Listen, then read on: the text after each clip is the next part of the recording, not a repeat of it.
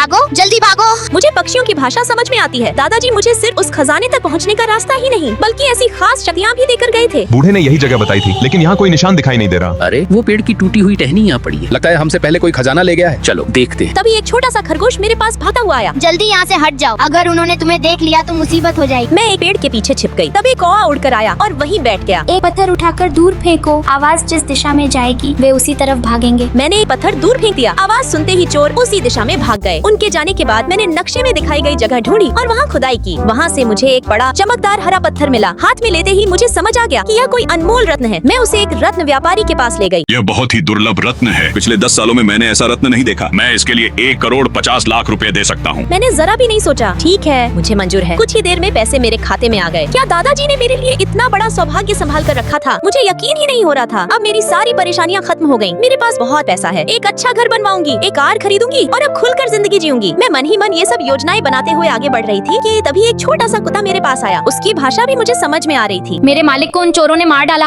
वे उनका खजाना लूटना चाहते थे, लेकिन मालिक ने उसे छिपा दिया था। उन्होंने मुझसे वादा किया था कि उसे बेचकर हम पूरी दुनिया घूमेंगे, पर उन दुष्टों ने उन्हें मार डाला। यह सुनकर मेरा दिल दुख से भर गया। अब तुम अकेले नहीं हो, मैं तुम्हारा ख्याल रखूंगी और तुम्हारे सारे सपने पूरे करूंगी। उसने मुझे कचरे के ढेर की ओर ले जाकर दिखाया। वहाँ से एक छोटा सा डिब्बा मिला। उसमें पुराने राजवंश के समय के दुर्लभ सिक्के थे। उनमें 3 शियानफेंग सिक्के थे, बेहद कीमती और अनमोल। क्या चोर इन सिक्कों को छीनने के लिए फिर से लौटेंगे? आगे क्या होगा जानने के लिए फॉलो कीजिए